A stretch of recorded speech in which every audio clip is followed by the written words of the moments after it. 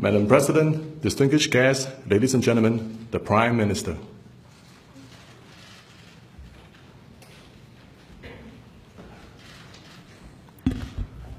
President Halimah Yacob and Mr. Muhammad Al-Habshi, Chief Justice, Excellencies and distinguished guests, ladies and gentlemen.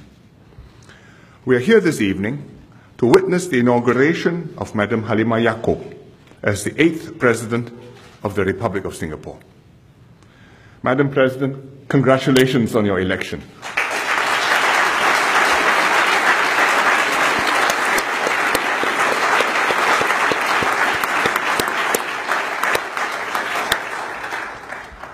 Madam President, your story reflects the Singapore story, how we have come this far together and what we aspire to be as a nation. You have overcome difficult challenges in your life. Your early years were of hardship and deprivation. But you studied and worked hard to get a good education and a steady job to support your family. In time, you achieved success, but you never forgot the poverty of your childhood. You went out of your way to help those in need and enable many others to succeed, as you yourself have done.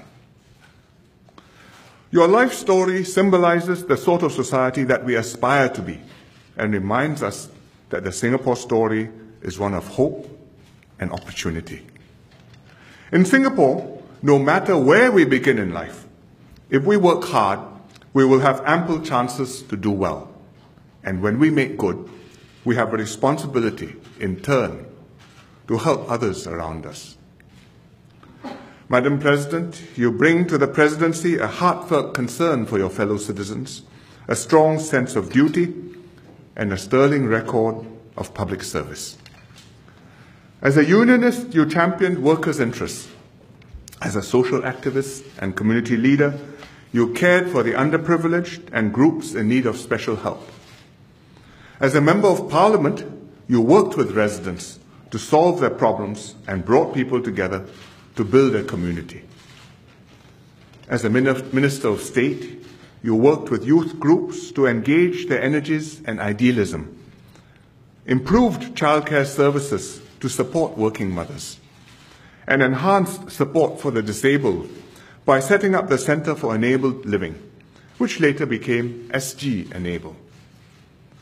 As the Speaker of Parliament, you were even-handed and fair to all MPs, encouraging robust debates on national issues while maintaining decorum and order in the House. Your wealth of experience in public service has prepared you for your new duties. The President has important custodial powers over the nation's past reserves and key public service appointments. When exercising these custodial powers, you have to make independent judgments on the issues before you, taking full advantage of the experience and advice of the Council of Presidential Advisers. At the same time, the President has to work closely with the government for the two key mechanisms to function properly. I look forward to establishing such a relationship with you, just as I did with your predecessors. However, there is one significant difference between being President and your previous posts.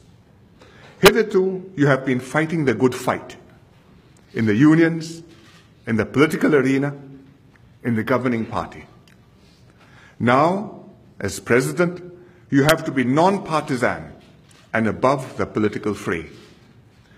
The highest office in the land, the President, is the symbol of the nation. As the President, you have to be the unifying figure of our nation and represent all Singaporeans. I'm confident that you will adapt to this new role and perform it with distinction. Madam President, you are the first Malay to become President since our first President, Encik Yusof Ishak, 47 years ago. You are also the first Malay to be elected President since it became an elected office in 1991, and the first President elected since the major constitutional changes last year. You are also our first female President. Your swearing in today is therefore a significant moment in our history. Today, we reaffirm the pledge that Mr. Lee Kuan Yew made on the 9th of August 1965, in the very first hours of our independence, that this would not be a Malay nation, a Chinese nation, nor an Indian nation. Everybody would have his place, equal regardless of language, culture, religion. When Mr. Lee made this pledge, we had a Malay head of state.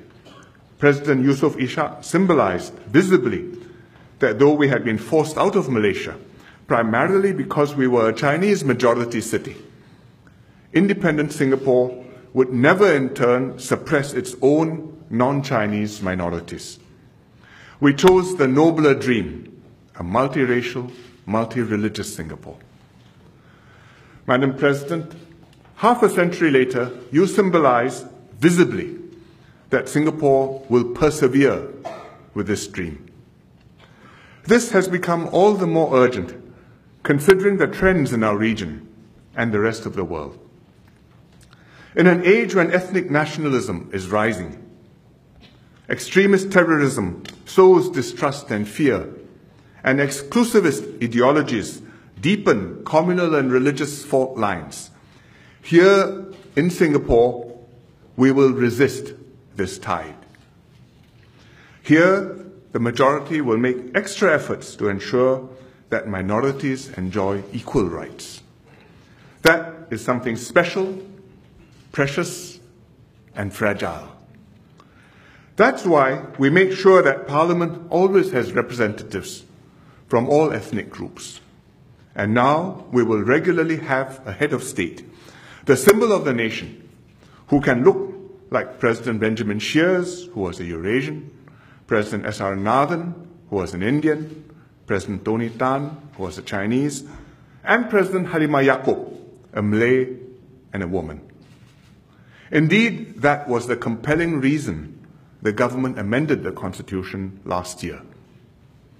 Madam President, Encik Yusof Ishak was President of all Singaporeans, regardless of race, language, religion, or gender. You too will unify all of us. You too will strengthen our sense of nationhood. You too will be our president. Thank you.